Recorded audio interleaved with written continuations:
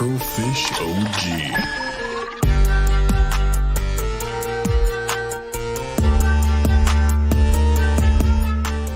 What is up, everyone? It's Taylor here, back again on the Afro and the Scorp podcast, along with my co-host, Black Scorpio. What's up, bud? What's going on? What's going on? And then today we have a featured guest. Today we have OneSplash. How's it going, my dude? Hey, how are you guys? Thanks for having me on. No problem. So, All good. Yeah, we are. It's a great day out today. I'm not gonna lie to you. At least where I'm at, we're about to get smoked with snow, but that sucks. I'm not gonna lie. It's like the end of March. I don't fucking want snow. Second day of spring. Right. Well, and that's the thing. I always say that March is like a trap. It's like a trap month because like everyone starts getting warm. Everyone starts taking out all their stuff. You know what I mean? Taking out all their clothing, their nice clothing, and all that other kind of shit. And then all of a sudden, boom, you get smoked with snow. And yeah, I'm not gonna lie, not real happy about it. So hopefully it goes away soon because I don't like it, and I feel bad because of my dog too.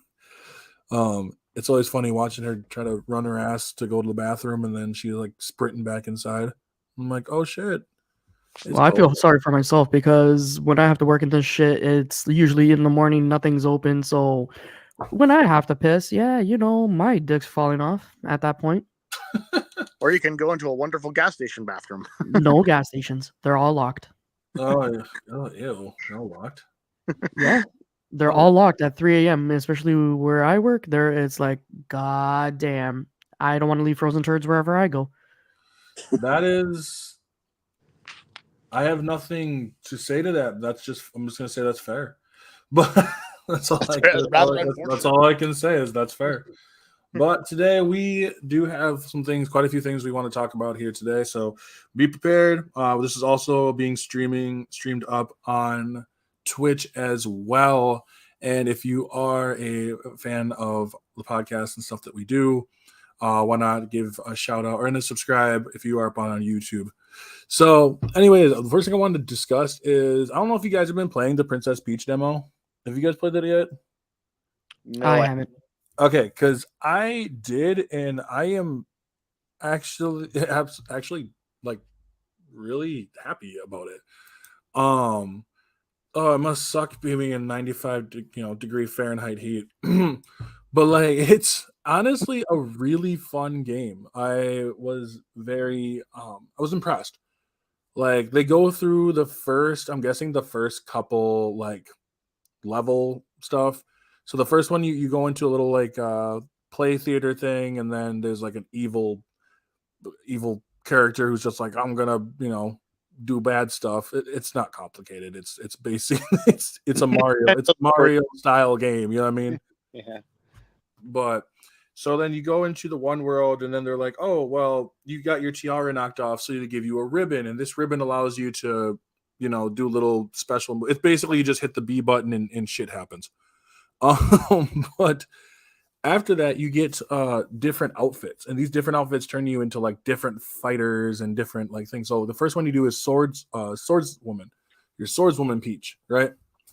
So then like you have to destroy these thorns that are coming out of the ground and vines, and you have to cut them down, and it's kind of fun. And then the second one was I call it Pastry Peach, where like you just become a baker and you get to decorate cakes and stuff.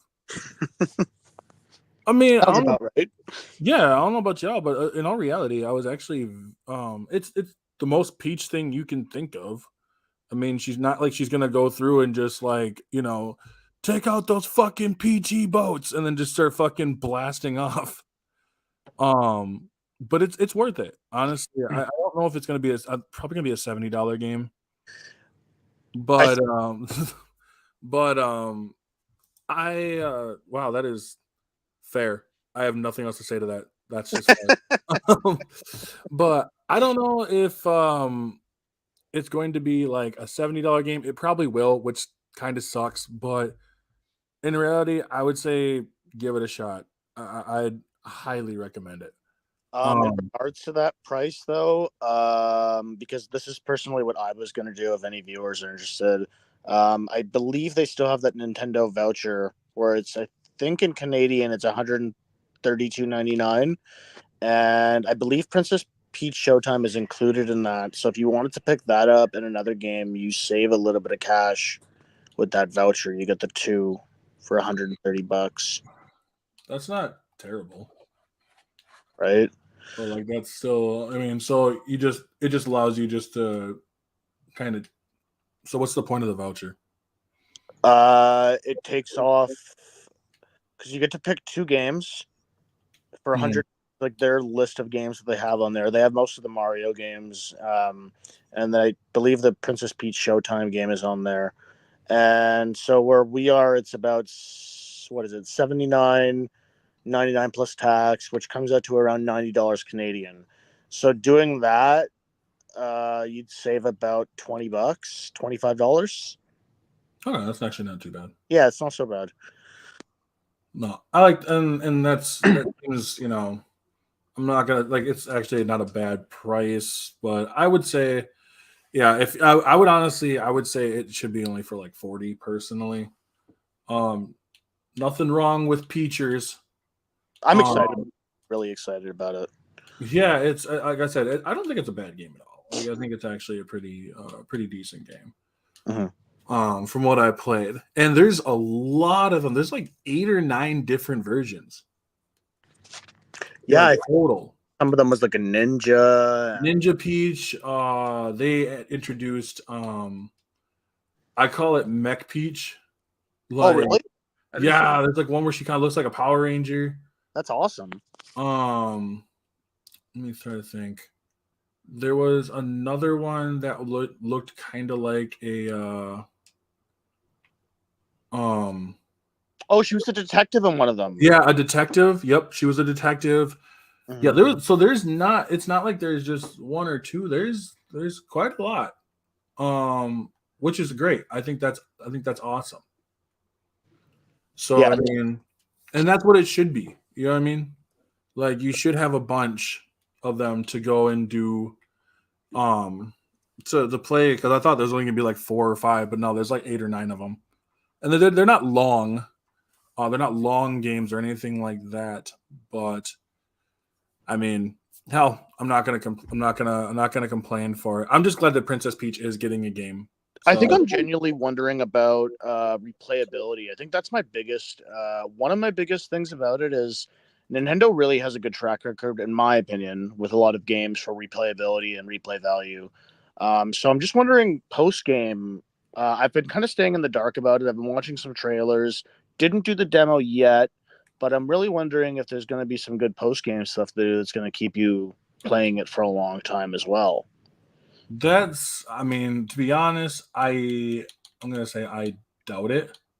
Just with how Nintendo is, since it's not one of their quote unquote highlight games, I just don't know if they'll ever do something like that.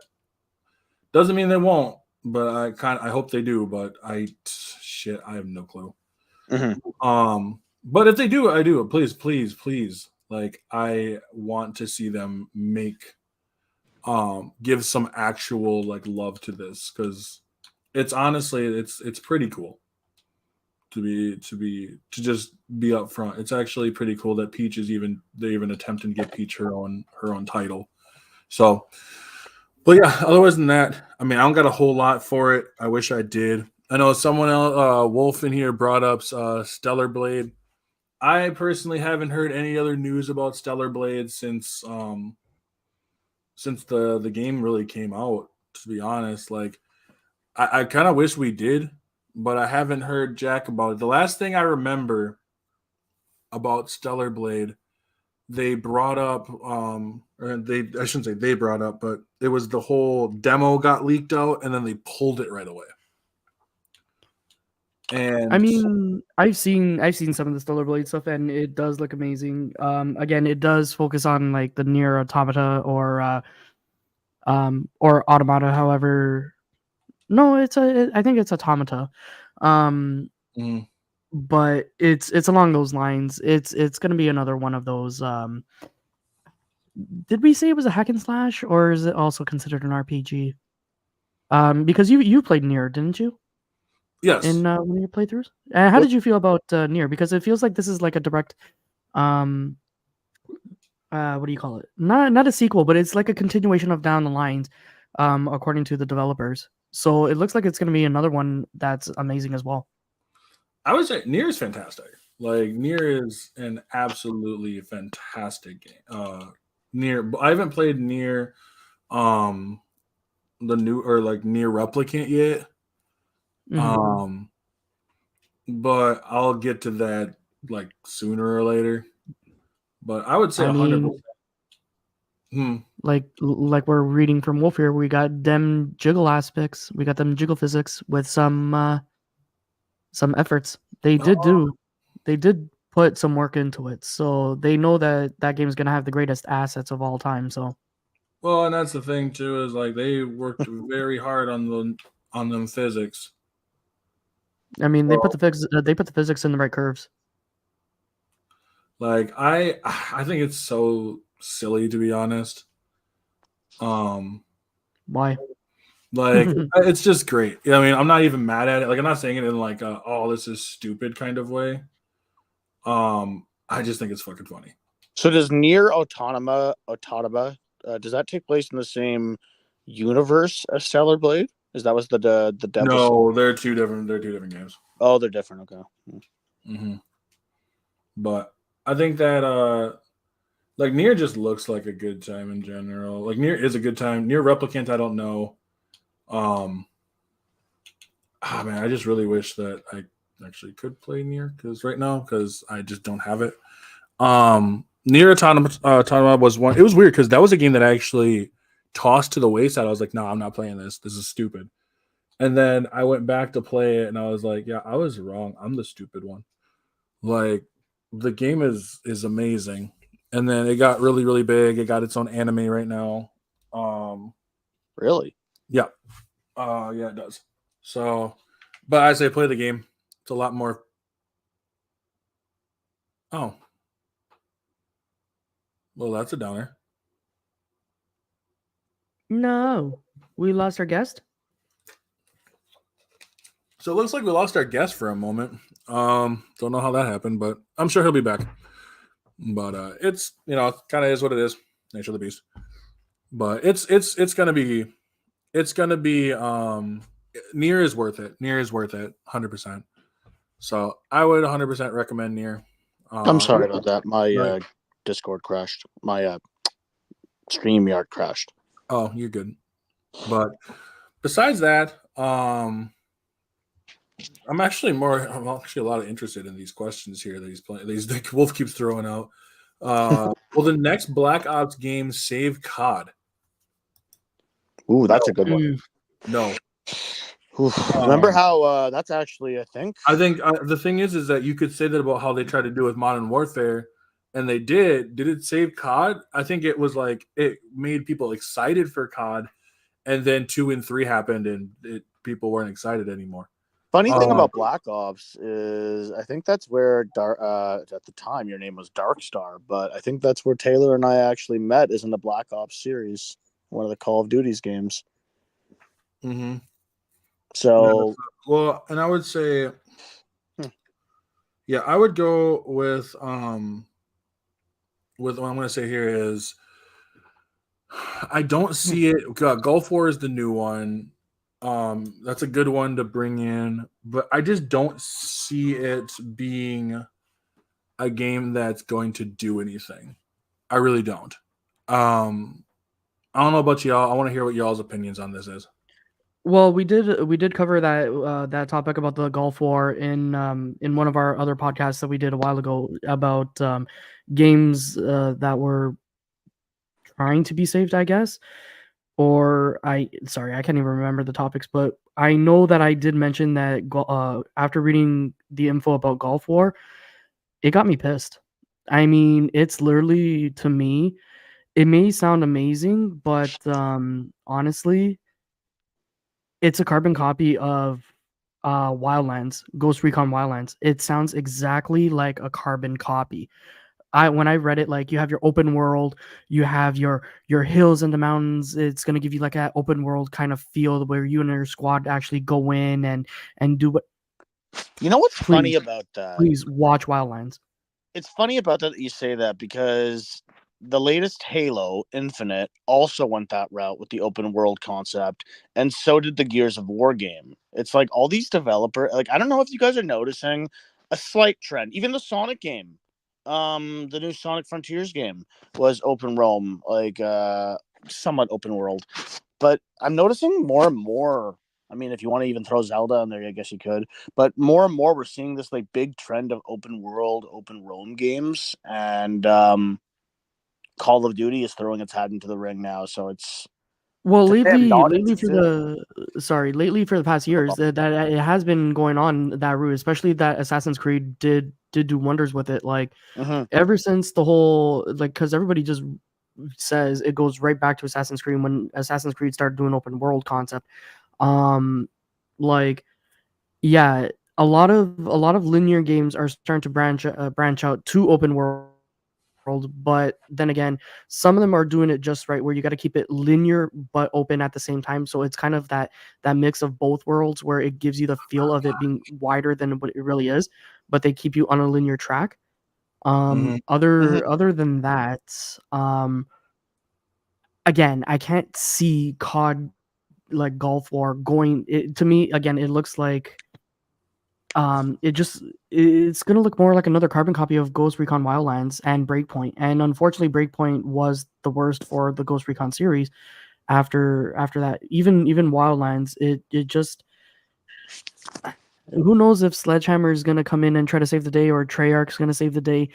Again, back in the day, I wasn't a huge Call of Duty fan. Never really touched most of them, but as time went on, I just bit the bullet and said, you know what, I'm gonna enjoy COD for what it is. So I've been playing more multiplayer and stuff like that, but still keeping to the series of playing the Ghost Recons and board Battlefields and everything. Going the route of having an open squad based Wildlands esque, I think COD's gonna shoot themselves in the foot. Like it might come out good for the first beginning. It might come out as the flavor of the year in the first month, according to maybe everybody who's expecting it. But yeah, like I think people will get bored of it too fast, or the ones that are gonna stay in there they're just gonna be comparing it to other games, and it's like, COD, you've done your own stuff, but I don't know. I don't see it lasting as long as it's probably going to be. COD already has its own thing with the whole issue of Modern Warfare 3 being a carbon copy of 2. So don't push out something that shouldn't be. Like listen to your community. Do they want this? Right. So. No, and I think that's something too, is that the fact that, like, from someone who hasn't played COD for a long time, right?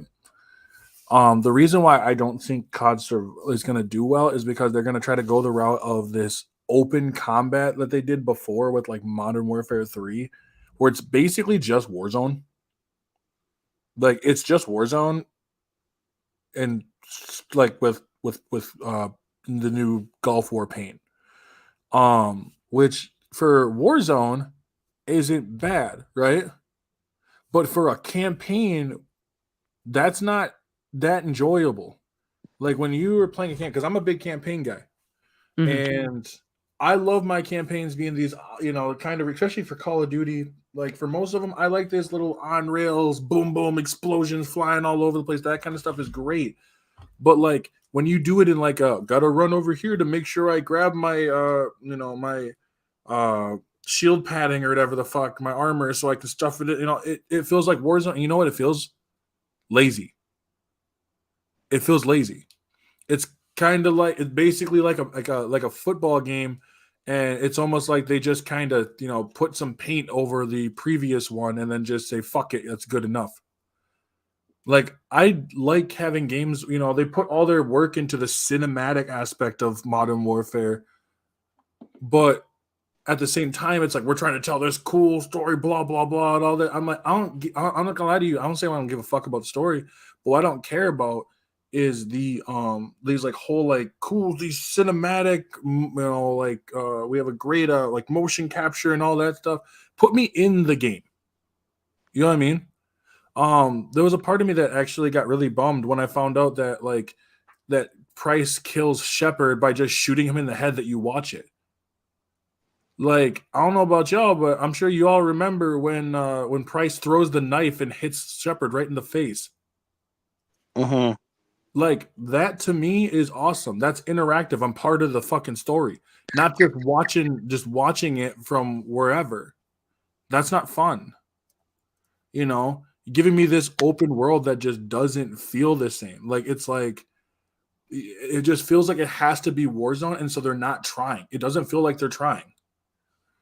And that's what kind of drove me away again from Warzone or from Call of Duty, because I was actually kind of excited to try to go back and play it after not playing it for a long time. Played it for a little while, and I was like, this is worse. Like, so I mean, I'm gonna be honest with y'all. Like, I just feel like it doesn't work. Like the campaign should be. I mean, this one, Wolf, you said it best right here. The campaign should be separate from the damn service model. But they won't do it because it's fucking lazy. It's easier just to throw it in there. And yeah, I'm gonna get probably some people be like, well, if you don't like it, don't play it. But I don't really fucking care because it's the truth. Like, because you never, I mean, I'm not gonna lie to you, those kind of things where like, if you don't like it, don't play it. It never disproves your point. It just means that they don't like what you said. No, exactly. Right. You're speaking the truth. No, like hands down, just say it, because there are these people nowadays. It's like, you know what? If you don't like it, don't play it. Then you know what? Don't say anything. If I don't like something, don't comment. If I want to do something, don't comment. If You took all we this say time we to hate this game, comment on it. It's like, yeah, bro, I'm allowed just as much as you're allowed to comment that you like it. I'm allowed to comment and say I'm not a fan of this. Like, I'm allowed to do both. It's okay. As a gamer, it's almost like you see something that is part of the problem that the industry is currently facing, and you know, it's not okay, maybe I don't play that particular game, or I'm not involved in a particular genre, but it could affect prices and the way developers decide to release content or make games. So I mean, I think we're all entitled to an opinion when it comes to stuff like this. Well, I mean, you don't have to be a world-class chef to know that food sucks. Right. Like, I mean, it's not like you're allowed to express it. That's why I said so. Like, I mean, it sucks. It really sucks. That's why I kind of veer away. There's just so many games I've veered away from because I don't like the model comes out as lazy. The Call of Duty franchise I veered away from.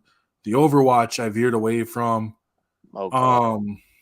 The $70 DLC, yeah, it's that's exactly at this point what it fucking is. Yeah, I've veered away from a lot of these games. That's why I actually enjoyed the finals for what it was. yeah, Simplistic, of course. And but even then, like, sorry, I'll touch on that. That's why you saw me right in the chat. It said, but why was it rushed? Who is rushing them? What is the need? Those are the clarified questions that Wolf, I understand you were answering those questions. Those are all rhetorical. Again, companies like look at Battlefield. They took everybody expected them every year, but then they said, you know what? Why are we rushing? We rush. We're going to put out garbage. They waited a year. Yes, they still came out with garbage, but you know what? At least they took a year to try something different to take their time. If Call of Duty does the exact same thing, not that it's expected to come out every year and rush for the bullshit. You know what? Take the slack. Activision already is taking as much bullshit as it is. So why rush another shit copy? That's all it is. Like, of course, everybody was giving the hate to Modern Warfare 2. So they said, okay, you know what? Let's try to counteract that hate with Modern Warfare 3. Well, guess what? You just, again, shot yourself in the foot to put a half-assed, rushed-ass game that nobody wanted just because, hey, it's Call of Duty. We have to push one out every year. Assassin's Creed did the same thing. And then they took a step back and then they released it and they came out with a decent game. They came out with another better game. So again, why rush games nowadays? Who is forcing the rush? just take a step back, they blame and fans. you could like they blame they'll blame we have this, we need the fans really want the games to be out there, and I'm like, no, they fucking don't get me wrong. exactly. I've said before, like Cyberpunk 2077, there was no fucking reason that they should be getting death threats from CD Projekt Red. I think if you're a person who does that kind of shit, you need fucking help. But we've seen that crunch, what is they call it, is terrible. It's terrible for a game. Guess what? I've seen before all the Call of Duties. Ratchet and Clank actually did this. There's a lot of things. I'll put a shout out to a Golden Bolt, who was someone that I watched and learned a lot from. And he was talking about the amount of crunch that they would have to do. The developers would be forced to do. Oh god, it was horrendous. If you ever get a chance, watch the whole thing of Ratchet and Clank. They're like over an hour long. They're long ass documentaries, and it is absolutely atrocious right now. So when like they've had it from all the way back then, where they were forcing out games way before they were ready, you know. And it's like, give chance to sit there and learn, and you can and actually take some time to develop your games. Treat your workers better.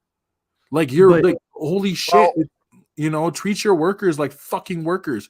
These are people with families and stuff too, not just on the weekends, but holy shit. Well, we've been seeing it for a long time with a lot of burnout in companies that have been bigger on.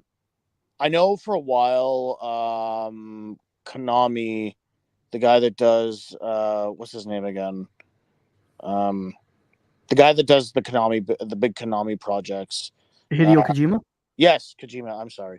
There was a rumor going around before about him overworking his staff.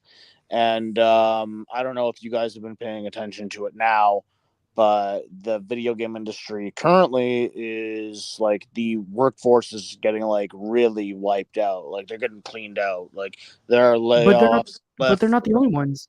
Well, they're not the only ones, but I'm reading more about now more layoffs to come, analysts are predicting, because supposedly now Sony, I read another article the other day just to touch on this, but Sony was saying that they view the Bungie acquisition as a loss, and they're saying a lot of employees are maybe getting the axe at Bungie now because, again, sales have been slumping, and I don't know, like right now they're in a big, Sony just laid off 900 employees.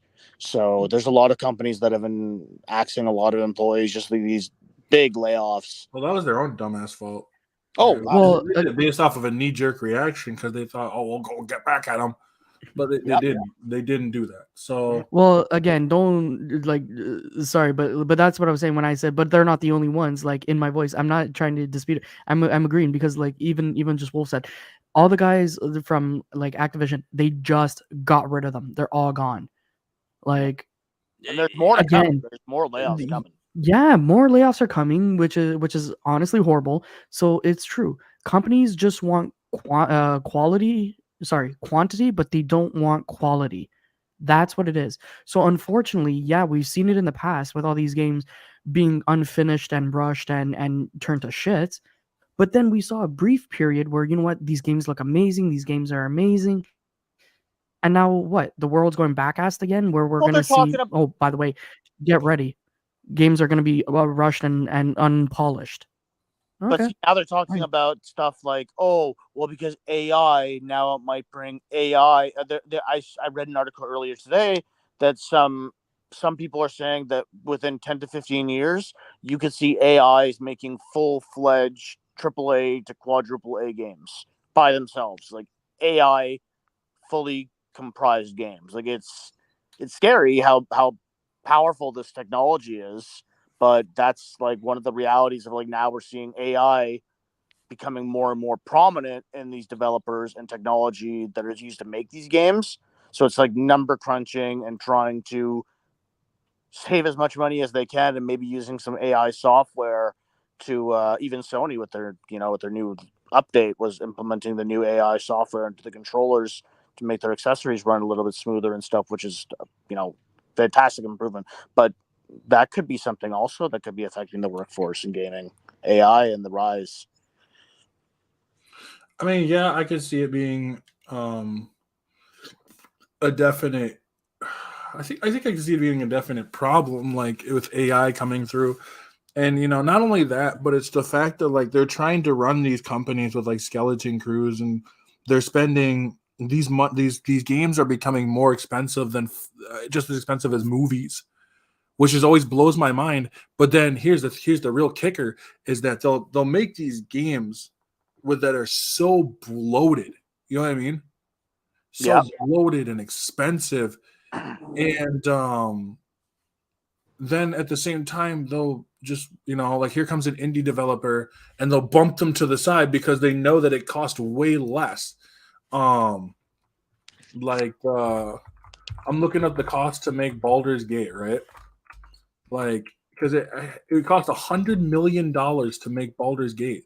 It cost over $100 million. They're saying like, oh, it's so hard to try to make these triple, and I'm like, why? Because when people can make games that look just as good or almost just as good with like fractions of the price, so where's the money going? Like, why? You know what I mean? Like, it's like I don't understand where some of this money is just running off to. It was crazy because I had read something earlier that the Monopoly Go, I don't know if you guys have heard of that game on the cell phone. It's a mobile game, and their budget for just marketing, okay, this is just for marketing, was $500 million. $500 million for marketing for Monopoly Go, a cell phone game. So it's like bigger than, like, we're talking bigger budgets just for marketing than like top games of like console games, PC games. It just blew my mind. It's like, oh my god, that much money on marketing? That's pathetic. It's crazy. I know it. It just to market. It's so insane. Mm-hmm. Like I don't understand the why we have this cost. Like I don't get it personally. No, me neither. I can't understand that at all. Like it's stupid, in my opinion. It's stupid. Mm-hmm. But I mean, while I can say, I know they say like, oh, there's nothing, nothing I can do. At the same time, it's just, oh man, it's so expensive. Like, and then because this shit gets so expensive, like then look what happens later on. All the shit, the prices, everything goes up, and then it costs. Like right now, they were talking that I know we've mentioned this before, Scorp, but the which guy was it? It was the Rockstar, the CEO of Rockstar, talking about that games per hour or whatever. They should be paying us per hour or some stupid shit. And I'm like, bro, shut your mouth. Like, are you serious right now? Like that's what you want. You know what I mean? Yeah. Like, if that's what you're thinking, oh, they should pay us per hour because what? You guys don't do shit. It's all your developers that are doing everything. So before you start getting all in your britches, half of y'all don't even know how to fucking work any of these. Oh. So I'm not gonna lie to you when I say that that shit bothers the fuck out of me. But one day they'll get it figured out, but it ain't gonna be this day. So like it's definitely a bummer. And which also, I mean, since we're talking excuse me, since we're talking about games and stuff, I also wanted to bring up about the look, like the look of how the games should look, and why I'm a little, I don't want to say bothered. That's not the word I have in my head, but I think I love knowing that AAA games have I love distinct art styles. I've always said before that I don't know if anybody knew or not, but the whole cell shaded art style for Borderlands only got brought in about 2 months before the game got released. Really? That was it. Yeah. Yeah, I find some of the games are lackluster with the art styles done. I don't know if you remember that game called 13. It was based on a comic book, but I always liked it because it was like a first-person shooter game that had a really unique art style. And I find more games, as pretty as they look, are becoming more and more of the same kind of um, aesthetic, I guess you can call it, Yeah, that's a good way to put it. rather than having more of a creative look, and being very colorful and not being afraid to be different. The way, like, think about games like Portal, even, right? The whole game is in like a tiled floor, like environment with like all these different fun puzzles and obstacles and stuff. And it just, I don't know. I find nowadays it's not. I don't know. I don't know how to look at it. It's like I see what you're saying though.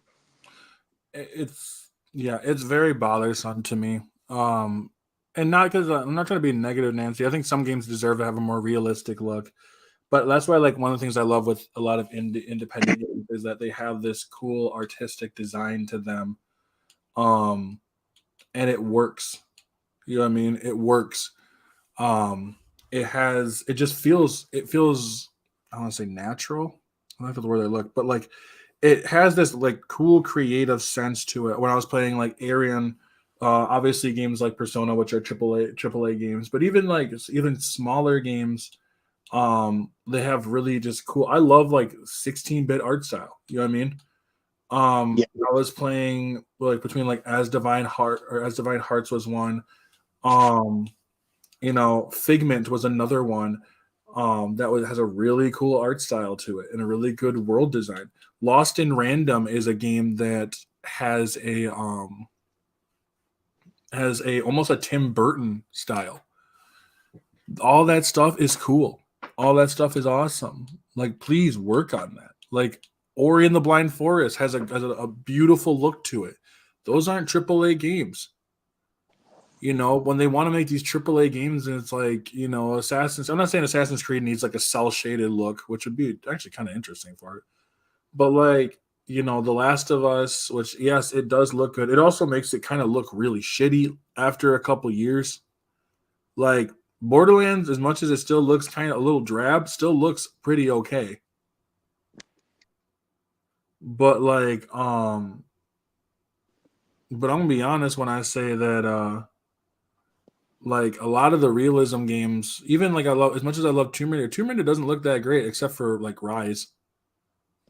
Rise still looks pretty good, but I'm just not a huge fan of the realism. Like, show some creativity with your stuff. Give me some mind bending kind of shit. You know what I mean? You know what this is? You know what this is actually debating into? It's gonna be the whole debate, like whether you want to whether you want to talk about it or not. Rhetorically speaking, it goes into the whole creative versus realism debate about like you said for AAA games pushing the realistic detail versus the whole creativity behind it. Like you said, like I just checked out Hi-Fi Rush by looking at it, and it has that nice artistic drawing creativity flow to it. But love it. then yeah, exactly. And then I'm also playing Bloodborne. Now I'm wanting that nice gothic, dark, dreary realism to it and everything. So again, you have two different means, but again, like OneSplash said, about the whole um aesthetics, people are starting to become too like aesthetically reliable as opposed to like loving the creativity of the olden days. So yeah, certain games do definitely need a touch up, but then again, some games do definitely need the whole artistic designs behind it. Like, I don't mean we're going to be running around with stick figures, because again, I do love like when games deserve the realism. But I'm sorry, you're not going to go see Forza or Horizon or Gran Turismo, especially done in a cartoony version way, like they kind of did with the whole Need for Speed Unbound. But at the same time, look at what like Need for Speed Unbound did. It did the best of both worlds, where it kind of kept it kind of a comic drawn artistic design behind it, with that realism, kind of tear. But then at the same time, the problem with Unbound is because it was too heavily, what do you call it? Too heavily focused on the whole, let's get the whole ray tracing and everything. It was tearing up the pixels. So yeah, so like Wolf is saying, it's become a disgrace. It's like aesthetics wise doesn't always make the game. Sometimes you want that good old creativity, nice, easy flowing versus that realistic push, but heavy on the console, heavy on the GPUs and everything of your system. So it does definitely do a lot of wear and tear. Well, I think that's behind the scenes. That's one of the things I think that really does, and I guess this is going to sound maybe weird, but now that we're talking about it, not so much.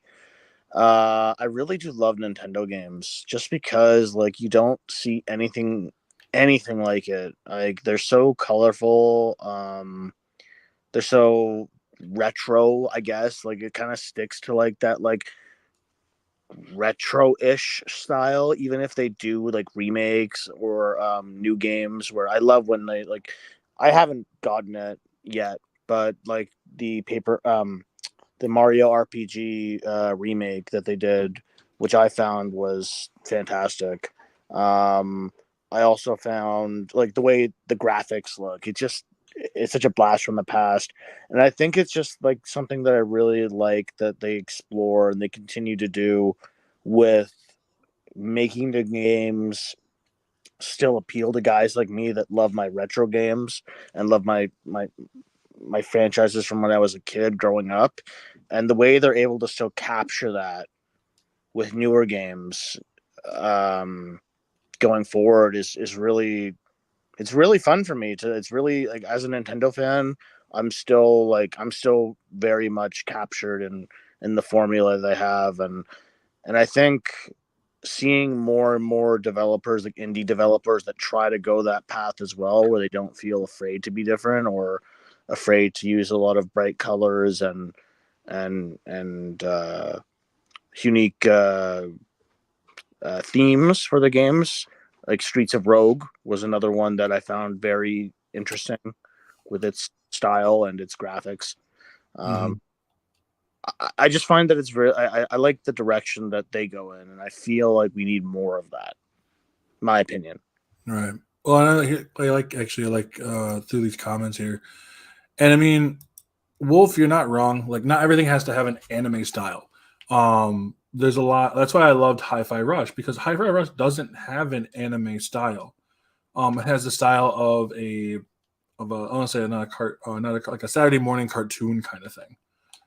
Which is very different. It actually throws me back to when I used to watch shows on like 4Kids and the Warner Brothers and all that other kind of shit. I love that. Like I love that shit wholeheartedly. Like I said, Ori and the Blind Forest has just a really cool design to it as well. Like I was talking about, as much as Among the Sleep isn't the greatest in terms of like looking, but like in terms of its aesthetic and artistic design, it's actually really, really good. What Remains of Edith Finch is another one that's fantastic in those regards. So that was such a great game. That is a fantastic game. Fantastically well done and written. You know what? Another game I really enjoyed the aesthetics of, that was an older game, and I wish they would continue it. Do you guys remember Time Splitters? Yeah. No. Time Splitters? Yeah, I do. It was an FPS game, and it had this really cool art style that I liked about it. I don't know. It was great. Yeah, I never really played it, but I do remember it. I still love those games. I wish they'd bring that back. Like there's not a whole lot that I played now that would really throw me up, but yeah, I mean, when I look at the gaming realism, between realism and I'm not saying there's anything bad about it. It just I'd like to see more more wildish out there. You know what I mean? When it comes to the artistic design. But for as much as good, I wanted to talk about something that didn't pan out apparently. And the more I looked up into it, the worse it got. And that was the Star Wars Battlefront collection. So the Battlefront collection apparently was a huge bomb. Despite it, right now I'm looking at it from view from all platforms, right? What are you on Metacritic? Yep, I'm on Metacritic. Okay. So it was released on the 14th, and it's right now there's 12 critic reviews and 49 user score reviews. Right now it's at a 61% for critics and a 2.6 right now for user. Oh my god. Now if you split it by platform, which is crazy, it's right now there's mainly just PC and PS5. Right. So I'm gonna look at PS5 because that's personally what I have. So for PS5 reviews, there's not a whole lot of reviews, but you're getting like a 10 here, but then you're getting a bunch of zeros, or ones, a 4, like a 3, a 5. Like I only see like 3 positive reviews. It's got 2 out of 10 on Steam. Yeah, I mean, and it's it's pissing a lot of people off. Like, which really bothered me. There's a lot of that kind of, like when you're telling me that Star Wars Battlefront's getting a collection set, I'm going to be personally stoked because that's one of my favorite games. So I'm like, cool, awesome. We're getting some dope ass shit, right? And then, I knew that they took out some things, like between the campaigns and that kind of stuff. And like, I don't get how this game is like 60 some gigabytes. That's insane to me. For a classic, like for a remake, that's insane. That's insane. I have the other one. I had the one on the original Xbox on my Game Pass. I bought it and absolutely love it. I just don't understand how you can make a game and in reality, this was going to have really high expectations. You should have known that. You know what I mean? I don't know if they didn't have enough time. I don't know if they were able to do what they wanted to do. Like, they were like under a lot of corporate, you know what I mean?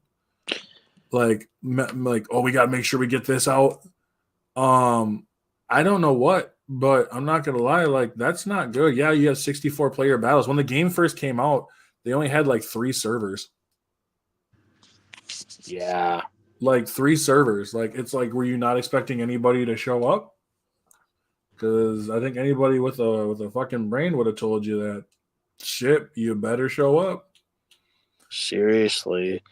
So I'm not gonna lie, I'm not gonna talk about it too much, but I do want to mention like how disappointing that kind of comes off as. And I don't know if you guys also played the Battlefront a lot. I did, but I don't know if any of you guys did. It just it's disappointing. You know what I mean? It's disappointing to see a game just kind of flounder. Definitely disappointing, but since just to bring up one thing about Star Wars, I noticed that Nintendo Switch has the Star Wars Heritage Pack, which comes with 7 classic games, and I think it's like $80. And it comes with Rebel Commando, Star Wars Racer, Knights of the Old Republic 1 and 2, Star Wars Jedi Knight 1 and 2, and Star Wars Force Unleashed. Damn. I mean, it's not terrible, but I personally won't. I don't think I could pick it up because it's like, man, Knights of the Old Republic was. I don't know if you guys remember, Knights of the Old Republic was supposed to get a remake though too. That's so cool, and I wish Republic Commando would get the same treatment eventually. Oh, it'd be nice to see Republic Commando get one, but it just right. We just not going around that lines. Which is kind of a big fucking downer. So yeah. I don't think we're gonna get a whole lot. I mean, the only thing I see we're gonna get, at least coming up here, will be, and this is something I wanted to bring up before we finish off here too, because a section. I'm gonna call this section. Do you think these games will be announced this year? And I'm gonna give off just a couple of games. So the first one's gonna be Metroid Prime 4, and that's because I'm on a personal note because I love Metroid Prime. But they've been, oh, dude, my news is filled with like, oh, Metroid Prime 4 is Metroid Prime 4 is it could be coming. Cool. Let me know when you got some news. You know what I mean? Like, it's the same. Right now it's Persona 6, Borderlands 4, and then right now, because Persona 6, it's like Persona 6. I think Persona 6 should be a female character at this point as the main one, because they've only had one so far, and this time you've had last 3 of them have all been males. So this time, if they make a female one, or they give us an option for both, that'd be cool. They did that with Persona 3, I guess, on the portable one. So it'd be interesting. I want to see just different dialogues between the two, though. I'm not like a type of person to be like, which one's going to be necessarily better, because I don't, because they can both be the same. It's kind of like when people were talking about how much like I saw one, it was like a female Master Chief, or not Master Chief, Shepherd, the female Shepherd versus the male Shepherd. But I want them to have both options, so I can, when I go back to replay it, I can see if there's a change in the characters. I like that shit. Another one is going to be the Resident Evil 5. Will that come out this year? I don't know about you, Scorp. I don't think it's coming out this year. No, I feel it's not coming out this year either. I think they're already putting a couple games on hold at the moment. So yeah, we're gonna have to see what Capcom is gonna be doing at this moment in terms of whether a remake is coming out, or chronologically speaking, a new game is also on the way at the same time. Mm-hmm. Also, I believe it's Capcom's 50th anniversary this year. Yep. Oh. So we could be seeing something for that. Probably. I mean, like I said, I don't think that unfortunately we'll be getting much. And like I said, Resident Evil 4. When did Resident Evil 4 come out? Was that last year? Yep, Was it was last year. 2 years ago. No, it was last year, I believe. What? The RE4 remake. Yeah, it was last year. Yeah. So we won't be seeing. It was exactly last year, March 23rd. Oh, nice. So yeah, we probably won't be seeing a new one for a little while here. Yeah. I haven't had a chance to play 4 yet, but I'm gonna get to it eventually. But yeah, otherwise, like I said, RE5 will be a while. I can't really think of any other games at the moment. I did hear that Dragon's Dogma just came out. So Dragon's Dogma. Did. Sorry, it did, and unfortunately, that's on the mends right now, according to Capcom as well. Like they are aware of the whole issues stemming with frame rate drops and everything. So yeah, again, Capcom is definitely having its field days right now, especially with the games going on between the whole Resi backstories and Dogma 2 at the moment. Yeah, I did not know that. Mm-hmm. So I know that let's see, it seems like it's kind of a positive, you know what I mean? Rise of Ronin is apparently coming through too. And I'm seeing a lot of mixed. So like from like digital trends, I saw one saying like parrying has never been more fun. Variety had one saying Rise of the Ronin squanders a promising fucking A. I hate that shit. Variety, so squander a promising with clunky controls. Mashable as one saying Rise of Ronin falls victim to the worst kind of open world boredom, which doesn't sound good. Like,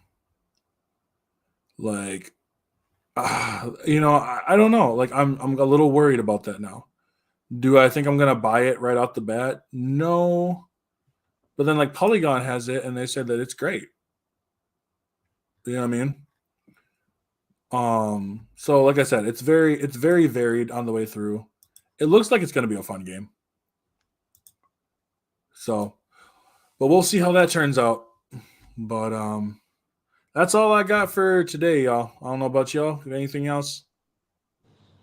I'm actually feeling good right now. I feel like we've actually dished out quite a bit. So it's always a positive, and like we always say, we'll keep you guys in the know. So if you ever happen to join in late, one of us will be happy to fill you in as you go, just like how I've been keeping Flamingo as you kind of came in a little late, but I got you guys in the chat as well. If you don't see me, you might see Afro, or who knows, you might see both of us, or we'll just fill you in as we go. So you'll always be in the know whether you miss some stuff as you go. Yeah, exactly. All right. Well, I appreciate OneSplash being on here. Appreciate you having me. And Yeah, man, it was a pleasure. Me being on too. All right. Make sure to follow up with myself, all my socials and all that stuff, which I'll try to put in the description. I'm terrible at it. And along with Scorpios as well. So I would have more to say, but unfortunately I don't. So as I always say, with everything being said, I'm Taylor from Afro Fish OG, and I will catch you all in the next one.